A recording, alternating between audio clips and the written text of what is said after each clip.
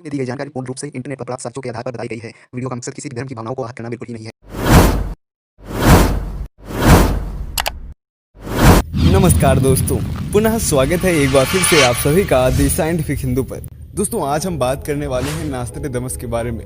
आप लोगों ने बहुत सारी रिक्वेस्ट की, जिस कारण मुझे यह वीडियो बनाना पड़ा। ओशो ने अपने किसी प्रवचन में कहा था कि धर्म की साख पर अधर्म का व्यापार तेजी से फैल रहा है। धर्म तो आंतरिक यात्रा थी, लेकिन अब संगठन बन गया है। धर्म कहाँ है? अधर्म के सिक्के ही धर्म बनकर चल रहे हैं। खोटे सिक्के ही विश्वास मांगते हैं, असली सिक्के तो आंख चाहते हैं। विश्वास की उन्हें आवश्यकता ही नहीं। विवेक जहां अनुकूल नहीं है, वहीं विश्वास मांगा जाता है। विवेक की हत्या ही तो विश्वास है। लेकिन न तो अंधे मानने को राजी होते हैं कि वो अंधे हैं, और न विश्वासी राजी होते हैं। अंधों ने और अंधों के शोषकों ने मिलकर जो षड्यंत्र किया है, उसने करीब करीब धर्म की जड़ काट डाली है। धर्म की साख है और अधर्म का व्यापार है। खैर, हम तो ओशो की बात नहीं करते, क्योंकि यह वर्तमान दौर में व्यवहारिक नहीं मानी जा सकती। दुनिया में पिछले सैकड़ों वर्षों से धर्म युद्ध चल रहा है। धर्म के नाम पर लोग एक दूसरे को खत्म करने में लगे हैं। धर्म का मर्म तो कोई नहीं समझता, अलबत्ता अब ऐसे लोगों की संख्या ज्यादा है जो खुद के धर्म को सत्य का मार्ग मानकर दूसरे के धर्म की आलोचना करने से नहीं चूकते हैं। दरअसल धर्म अब धर्म नहीं, बल्कि अब सांप्रदायिक, आपराधिक और आतंकवादी संगठन बन गए हैं। ऐसे में सवाल कई उठते हैं और जवाब कहीं से नहीं मिलते हैं। लेकिन हम यदि संगठित धर्मों की ही बात करें, तो किस धर्म के संबंध में क्या भविष्यवाणी कही गई है, यह जानना भी बहुत जरूरी है। अब बात करते हैं नास्त्रेदमस की हिंदू धर्म के संबंध में पहली बहुत बड़ी भविष्यवाणी के बारे में, जो कि सच होती दिखाई दे रही है। तबाह कर देंगे पुस्तकालयों को बर्बर लोग, ऐसा कहा था नास्त्रेदमस ने। उन्होंने आगे लिखा था कि एक समय ऐसा आएगा कि जब बेपढ़े लोग पढ़े लिखों की सभ्यता को तबाह कर देंगे और पुस्तकें वगैरह फूंक डालेंगे। ऐसा दुर्लभ ज्ञान नष्ट कर दिया जाएगा, जिसका अधिकांश भाग वापस नहीं पाया जा सकेगा। दोस्तों, अगर नास्त्रेदमस के जन्म से पहले की घटनाएं देखें, तो यह सभी जानते हैं कि बर्बर आक्रमणकारियों के हमले में भारत के नालंदा, तक्षशिला और विक्रमशिला के विश्वविद्यालय नष्ट हो गए थे। हजारों मंदिरों और महलों को नष्ट कर दिया गया था। यह बात सर्वविवादित है कि मुस्लिम आक्रांताओं ने अखंड भारत के आधे हिस्से की हिंदू और बौद्ध सभ्यता को लगभग नष्ट ही कर दिया है। आज भी आप इस बर्बर आक्रमण के अवशेष को देख सकते हैं। नास्त्रेदमस ने कहा था कि ऐसा आगे भी हो सकता है। आप इसके बारे में क्या सोचते हैं, कमेंट करके बताइएगा। बात करते हैं उनकी अगली भविष्यवाणी के बारे में। तो उन्होंने अपनी किताब सेंचुरी में लिखा है कि सागरों के नाम वाला धर्म चांद पर निर्भर रहने वालों के मुकाबले तेजी से पनपेगा और उसे भयभीत कर देंगे। ए तथा ए से घायल दो लोग। दोस्तों, चांद पर आधारित धर्म तो एक ही है, और वह है इस्लाम। दुनिया में जितने भी सागर हैं, उनमें से सिर्फ हिंद महासागर के नाम पर ही एक धर्म है, जिसे हिंदू धर्म कहा जाता है। नास्त्रेदमस ने अपनी और भी भविष्यवाणियों में हिंदू धर्म के उत्थान की बात कही है। लाल के खिलाफ एकजुट होंगे लोग, लेकिन साजिश और धोखे को नाकाम कर दिया जाएगा। पूरब का वह नेता अपने देश को छोड़कर आएगा, पार करता हुआ इटली के पहाड़ों को और फ्रांस को देखेगा। वह वायु, जल और बर्फ से ऊपर जाकर सभी पर अपने दंड का प्रहार करेगा। सेंचुरी द्वितीय की 12वीं भविष्यवाणी में नास्त्रेदमस लिखते हैं कि बंद आंखें एक पुरातात्विक उन्माद को देखेंगे। ईश्वरीय एकांत के वस्त्र उतारने की चेष्टा का एक शासक कठोरता से दमन करेगा और भीड़ के जुनून द्वारा मंदिर पर बलपूर्वक कब्जे की सजा देगा। दोस्तों, यह भविष्यवाणी 1990 में हमें राम जन्मभूमि पर बने बाबरी ढांचे के गर्भगृह में स्थित जन्म स्थान पर कब्जे की याद दिलाती है। इसके बाद तत्कालीन मुख्यमंत्री मुलायम सिंह यादव ने हिंदुओं को बलपूर्वक वहां से खदेड़ने के आदेश दिए थे, जिसके चलते सैकड़ों हिंदुओं का कत्लेआम कर दिया गया था। कई हिंदू इस दमन चक्र के चलते सरयू नदी में कूद गए थे, जिसके चलते उनकी जान चली गई थी। यह भयानक मंजर आज भी लोगों के जहन में सुरक्षित है। आधिकारिक आंकड़ों के मुताबिक 15 लोग मारे गए थे, जबकि विश्व हिंदू परिषद का कहना था कि 50 से ज्यादा लोग मारे गए।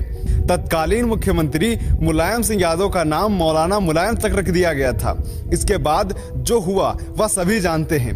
यदि ये हत्याएं नहीं की जाती तो संभवतः बाबरी विध्वंस भी शायद न होता। बात करते हैं अगली भविष्यवाणी के बारे में, जो कि बहुत महत्वपूर्ण है। उसमें उन्होंने कहा है कि एक समय ऐसा आएगा कि विश्वव्यापी आग से अधिकांश राष्ट्रों में नरसंहार होगा।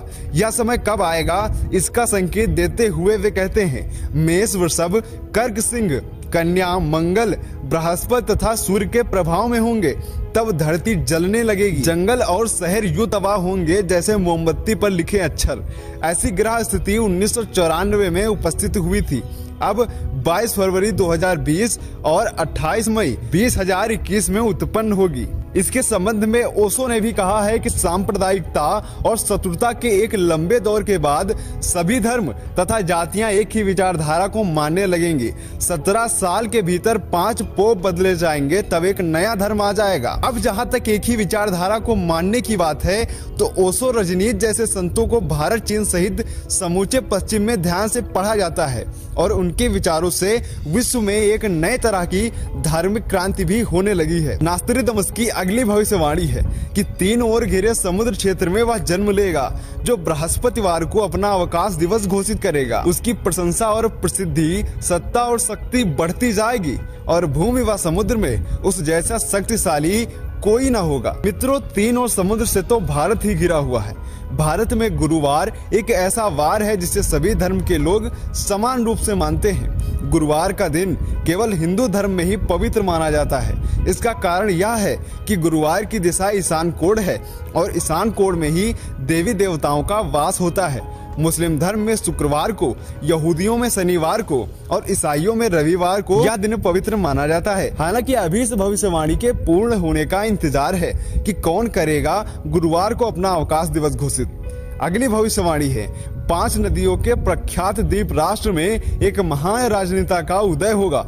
इस राजनेता का नाम वरण या शरण होगा।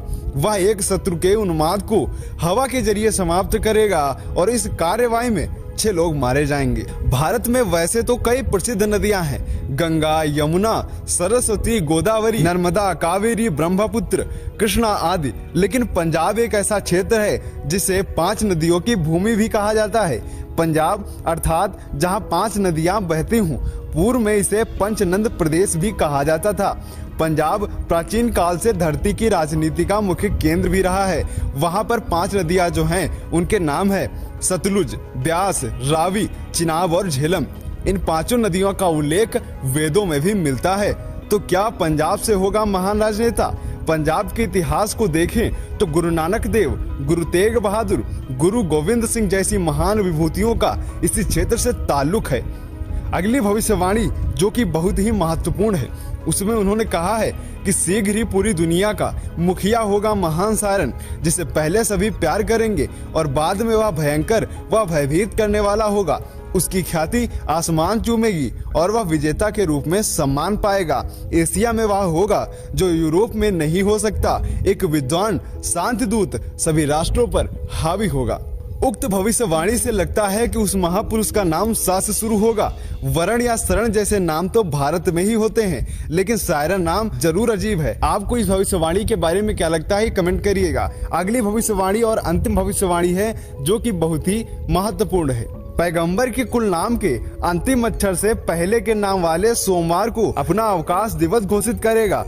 अपनी सनक में वह अनुचित कार्य भी करेगा, जनता को करों से आजाद कराएगा। दोस्तों, पैगंबर तो एक ही हैं, वह है मोहम्मद। उनके कुल का नाम हाशमी था। हाशमी के अंतिम अक्षर के पहले सा, यानी जिस नेता के प्रादुर्भाव की बात कही जा रही है उसका नाम सा से शुरू होना चाहिए। यदि हम कुल का नाम ना माने तो मोहम्मद के अंतिम अक्षर के नाम के पहले माँ आता है। नास्त्रोदामस की भविष्यवाणियों के ज्ञाता महाराष्ट्र के ज्योतिषाचार्य डॉक्टर रामचंद्र जोशी ने इस पर मराठी में एक पुस्तक भी लिखी है, जिसमें वे नास्त्रोदामस की सेंचुरी का हवाला देते हुए लिखते हैं कि ठहरो, स्वर्ण युग आ रहा है। एक अधेड़ उम्र का उदार महासत्ता अधिकारी भारत ही नहीं सारी दुनिया पर स्वर्ण युग लाएगा और अपने सनातन धर्म का पुनरुत्थान करके यथार्थ भक्ति मार्ग बताकर सर्वश्रेष्ठ हिंदू राष्ट्र बनाएगा। तत्पश्चात ब्रह्मदेश, पाकिस्तान, बांग्लादेश, श्रीलंका, नेपाल, तिब्बत, अफगानिस्तान आदि देशों में वही सार्वभौमिक नेता होगा। सत्ताधारी चांडाल चौकड़ियों पर उसकी सत्ता होगी। वह नेता सायरन दुनिया की आशा मालूम होता है। बस देखते रहो। तो दोस्तों, यह था आज का वीडियो। यह वीडियो आप सभी को कैसा लगा या कमेंट करके जरूर बताइएगा। ऐसे ही नए वीडियो पाने के लिए चैनल को सब्सक्राइब करना ना भूलें। जय हिंद, जय भारत, वंदे मातरम।